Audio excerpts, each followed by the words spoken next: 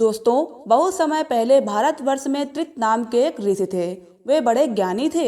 वे वेद मंत्रों के रचयिता थे। उनके यज्ञों में भाग लेने के लिए देवता सशरीर उपस्थित होते थे। इंद्र तथा वरुण से उनकी मैत्री थी। उन्होंने सूर्य को सोम देकर उसे तेजस्वी बनाया था। बल तथा वृत्र के युद्ध में उन्होंने इंद्र का साथ दिया था। प्रसन्न होकर इंद्र ने उन्हें बहुत सी गायें भेंट की थी। एक बार त्रित अपनी गायों को लेकर वन में जा रहे थे। तभी सालावृकी के क्रूर पुत्रों ने उन पर आक्रमण कर दिया। ये लोग जंगलों में रहने वाले लुटेरे थे, जो आरक्षित निरीह लोगों का धन और पशु लूट कर अपना जीवन यापन करते थे। वे बड़े लालची और निर्दयी थे। त्रित को जंगल में अकेला देखकर वे उन पर टूट पड़े। उनके हाथों में तलवार और भाले थे। उन्होंने निहत्थे त्रित को मारकर गिरा दिया और उनकी गायों को हाँक कर ले चले। मगर गायें अपने स्वामी को छोड़कर नहीं जाना चाहती थी। वे घायल त्रित के चारों ओर घेरा बांधकर खड़ी हो गईं। क्रूरवृकों ने उन्हें बुरी तरह पीटा, उनकी पूंछ मरोड़ी तथा उनके सींग तोड़ डाले। पीड़ा से छटपटाती हुई गायें रभाने लगीं, लेकिन उनका रक्षक तो पहले ही घायल था। अंत में हार कर गायें लुटेरों के साथ जाने लगीं।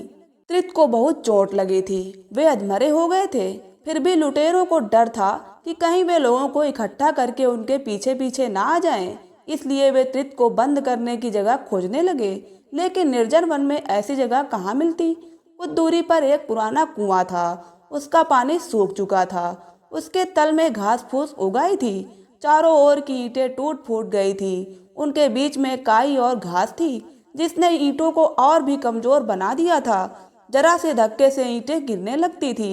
लुटेरों ने त्रित को उसी कुएं में फेंक दिया। त्रित पहले ही घायल थे।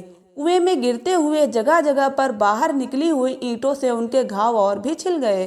खून बहने लगा। पीड़ा से बेहाल त्रित बेहोश हो गए। जब होश आया तब वे कुएं के तल में पड़े हुए थे। कुएं में वर्षा के बचे हुए जल से कीचड़ हो गया था। दुर्गंध से बुरा हाल था।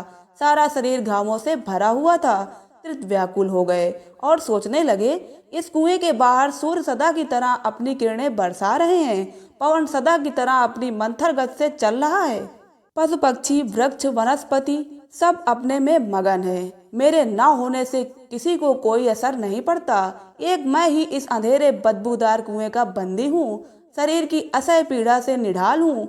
मैंने जीवन भर देवताओं की सेवा की, उन्हें यज्ञ में आहुति दी, सोम पिलाया। आज मेरी कठिनाई के समय उनमें से कोई भी मुझे स्मरण नहीं करता। संसार का कोई भी काम मेरे बिना नहीं रुकता। मैं यहाँ पड़ा पड़ा भूखा प्यासा मर जाऊंगा। मेरे शरीर का मांस सड़गल जाएगा, उसे कीड़े खा जाएंगे। रह जाएगा मात्र एक हड्डियों का ढांचा। कुएं में और भी मनुष्य अथवा पशु गिरेंगे, उनकी भी केवल हड्डियां ही बचेंगी। उनमें से मेरी हड्डियों को पहचानना कठिन हो जाएगा। फिर किसी दिन यदि इस कुएं का जीर्णोद्धार होगा तो अन्य कूड़े करकट के साथ मेरी हड्डियां भी बाहर फेंक दी जाएंगी। सूर्य उन्हें तपाएगा, इंद्र भिगोएंगे। किसी दिन वेगवती नदी की धारा उन्हें बहा ले जाएगी। नदी के किनारे पानी भरने के लिए आई युवतियां उन्हें देखकर डर जाएंगी। जिस त्रित ने इंद्र की सहायता के लिए असुर बल के ध्रुव को बेधा था, वही आज टूटी फूटी ईंटों वाले इस अंधे कुएं का बंदी है। त्रित ने एक एक कर देवताओं को पुकारा, आर्त भाव से अपनी रक्षा की प्रार्थना की। सोम, अग्नि, सूर्य, इंद्र सभी को अपने पुराने संबंधों की याद दिलाई। सभी से कूप से मुक्ति दिलाने की प्रार्थना की, किंतु किसी का दिल नहीं पसीजा। तब त्रित ने देवताओं के गुरु बृहस्पति की स्तुति की। बृहस्पति त्रित के सामने उपस्थित हुए। उन्होंने त्रित को उस कुएं से उबारा। उन्हीं के कहने पर त्रित ने भव्य यज्ञ का आयोजन किया। बृहस्पति के अनुरोध पर सब देवता यज्ञ में आए और अपने हाथों से आहुति ग्रहण की। तो दोस्तों, कैसा लगा आपको ये वीडियो? कमेंट बॉक्स में जरूर बताइएगा। वीडियो को लाइक कर दीजिए और हमारे चैनल को सब्सक्राइब कर लीजिए। प्रेम से बोलिए राधे राधे।